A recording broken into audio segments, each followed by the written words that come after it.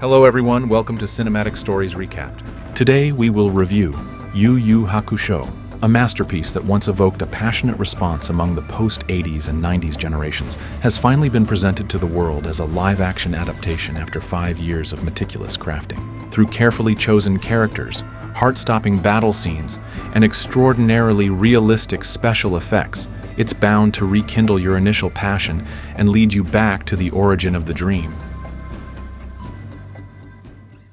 The story opens with the all-too-familiar enormous pit, a long passed-down gateway to the demon world. One fateful day, a roundworm monster crosses the gap between the two realms and arrives in the human world. Fluttering its wings along the road, it relentlessly seeks a target. Due to traffic, a truck driver can't hold back his complaints. However, his negative energy unexpectedly attracts the attention of the roundworm monster. It flies directly onto the driver and burrows into his nostrils. The driver experiences severe pain, and after his brain is entirely devoured by the roundworm monster, he becomes its puppet. Stepping on the accelerator, the truck plows past surrounding vehicles and heads straight for the sidewalk. Pedestrians watching this dodge hastily.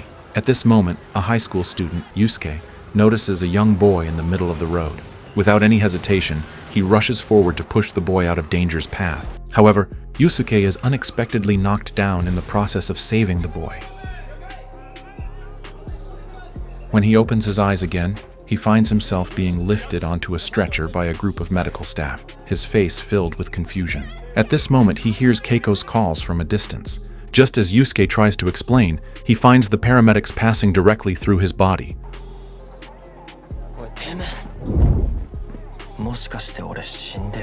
Suddenly, a young girl, Botan, appears. She is a guide from the underworld. Optimistic and cheerful, Yusuke does not get upset about his impending death. He only wanted to check on the boy he saved before leaving. Therefore, Yusuke arrives at the hospital and finds that the boy has only minor injuries, putting his mind at rest.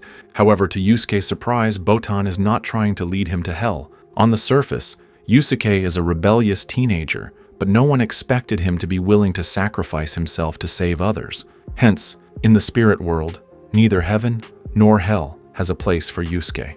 About what to do with Yusuke, we still need to wait for the two of them to return to the spirit world, and it will be decided by the King of Hell. With that, Botan opens a dimensional rift and brings Yusuke into the spirit world. As their ferry crosses the river Styx, they finally arrive at the palace of the King of Hell. He meets Konma. Although still suckling a pacifier, Konma has the authority to adjudicate anyone after death, determining whether they go to heaven or hell.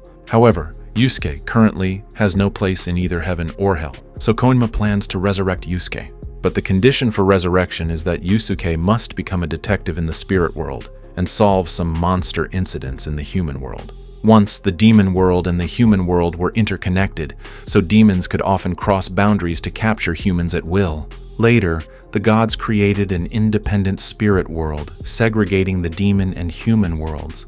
However, demons have recently been intruding into the human world. Therefore, Koenma hopes that Yusuke, as a detective from the spirit world, will go to the human world to find out the cause. However, Yusuke gave up the chance of resurrection without thinking about it. He believes that his death might be better for everyone. Yusuke was a street punk in his previous life. Every day he only knew how to fight and kill, and he was good at everything from smoking to gambling. His mother had long been heartbroken due to his degenerate lifestyle, but beneath his volatile and dominant exterior lay a heart that is kind and gentle. Yusuke never bullied the weak. Instead, he'd stand up when he saw others picking on the weaker ones. He would often get misinterpreted as he doesn't articulate very well.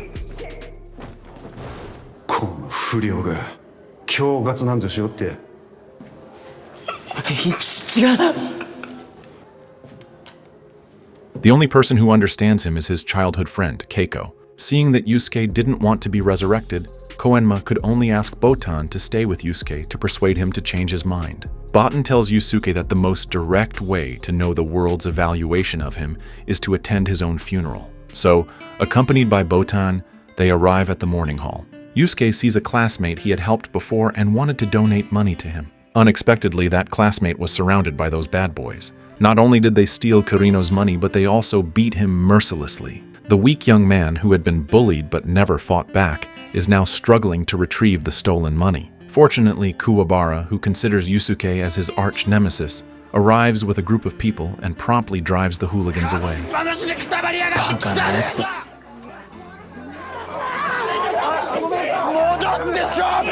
There were not many guests in the morning hall, and among them was the little boy who was saved by Yusuke. Yusuke's mother crouches in the corner, enveloping herself in her hands. In everyday life, she seems indifferent to Yusuke, but after his death, she looks visibly haggard. Silently observing all this, Yusuke starts to ponder. Perhaps he's not utterly useless in this world.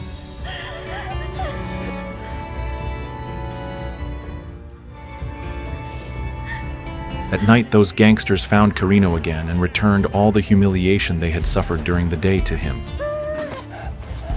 They brutally pin down Kirino, take out a lighter, and prepare to burn his hair. At this moment, a roundworm monster is attracted by the desperate atmosphere and flies into Kirino's ear. Hearing the agonized screams of the delinquents, Kuwabara rushes back immediately. Kirino lost his mind and launched a frantic attack, but failed to notice that the oil from an overturned oil drum slowly flowed towards the lighter. The next second, the flame ignites the gasoline, and the warehouse explodes instantaneously. The spreading fire quickly reaches the morning hall. Keiko, who learned of this situation, immediately rushed in and wanted to move Yusuke's body out. Yusuke, seeing this unfold, quickly follows, but the house is already an uncontrollable inferno. He reaches Keiko's side and communicates to her to abandon his body and flee. However, Yusuke, as a soul body, was unable to convey this information to Keiko. Just when a burning board was about to hit Keiko, Yusuke used his thoughts to form a solid body and grabbed the board. Yusuke then expressed his agreement with Konma's proposal and asked Konma to resurrect him. Only then does Konma utilize his spiritual power, infusing a golden glow into Yusuke's body. The next second, the resurrected Yusuke took Keiko to avoid the board, quickly picked her up, and fled out of the house. Not having time to explain to his mother the reason for his sudden resurrection, Yusuke hastily makes his way to where Kirino is. This is his first mission to become a detective in the spirit world, to stop the roundworm monster's riot even at all costs. Near the warehouse, Kuwabara and his gang are desperately holding Kirino back, preventing a much larger disaster from occurring. However, their strength is clearly no match for the roundworm monster.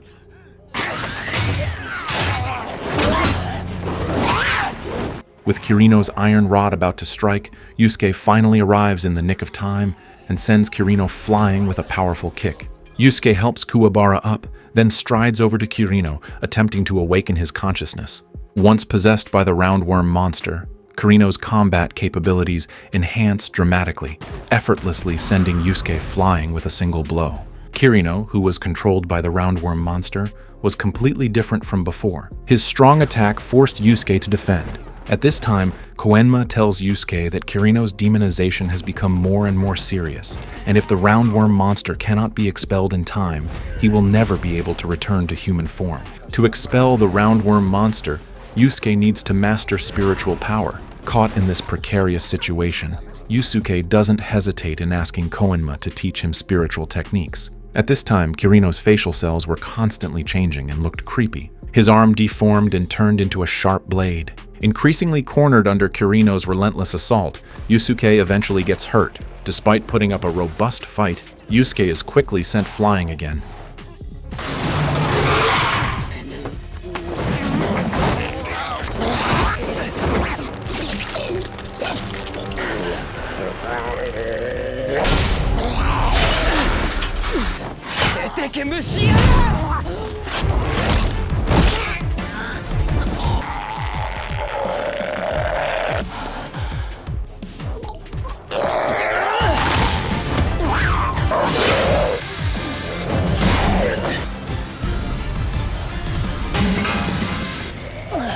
Noticing a pierced gas cylinder rolling towards the fire, he quickly picks up a steel plate and positions it in front of him. While most of the explosion damage is deflected off, the intense impact still leaves him severely injured. At this time, Kirino rushed towards him again. He lifts a bicycle over his head and presses Kirino against the wall with it.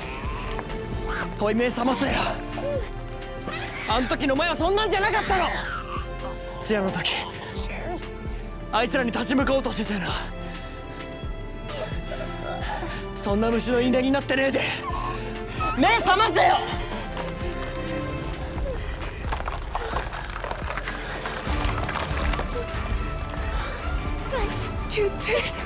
With Yusuke's call, Kirino finally recalls a part of his human nature.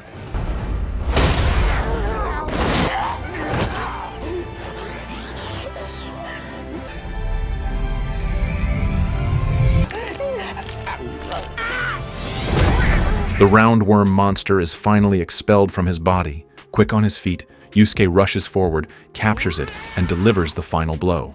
After successfully resolving his first task, Yusuke finally faces Keiko the next day. On seeing the reborn Yusuke, Keiko couldn't believe her eyes. She pinches his face to confirm. At this time, the mother also rushed over and hugged them tightly.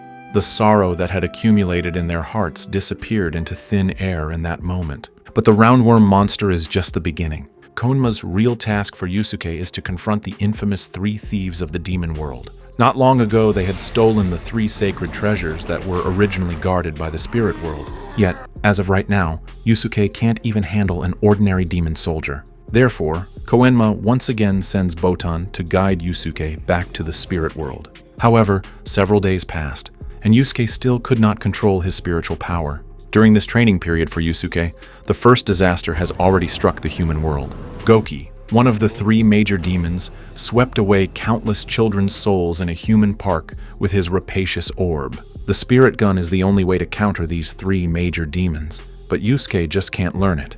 In the ward, seeing so many children whose souls were taken away, Yusuke wanted to fight Goki immediately. Seeing this, Botan quickly stepped forward to stop him, telling him that going there without learning the spirit gun is tantamount to suicide. However, Yusuke didn't care. He firmly believed that he could defeat Goki with his bare hands.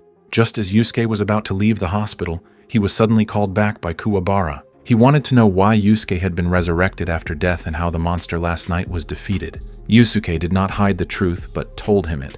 At this time, Botan pulled Yusuke away and asked him not to tell anything about monsters and the spirit world.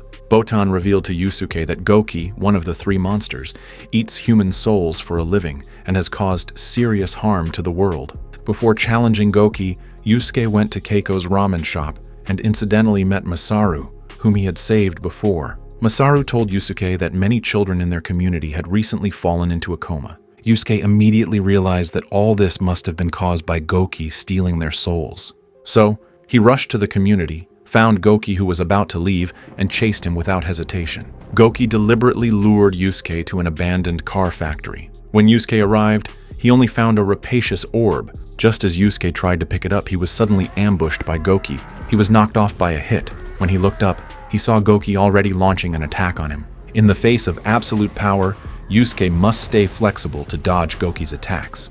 What's worse, another powerful enemy, Kurama, is also watching nearby. Yusuke recognized Goki's strength, which was far stronger than the roundworm monster.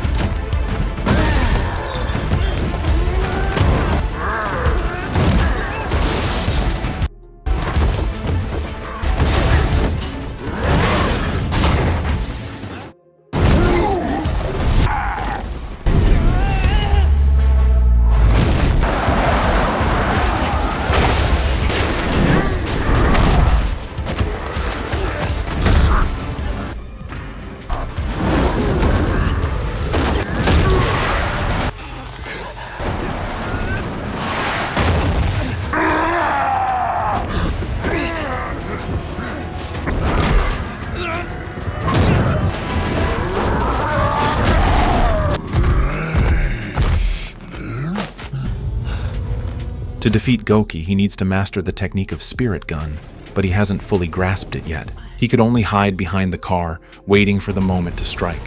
However, compared to Goki's power, Yusuke's counterattack only put himself in danger. Just when he was about to be killed by Goki, Masaru appeared. He threw the ball in his hand towards Goki. Seeing this soul that was about to be delivered into his mouth, Goki naturally wouldn't let it go. Yusuke wanted to rush up to obstruct, but his strength was weak.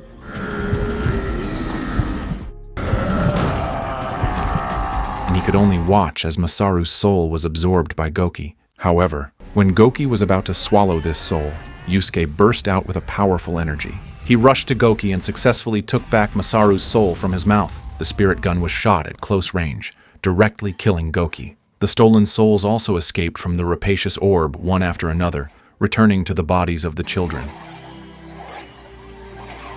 兄ちゃん大丈夫? さっきはサンキューな。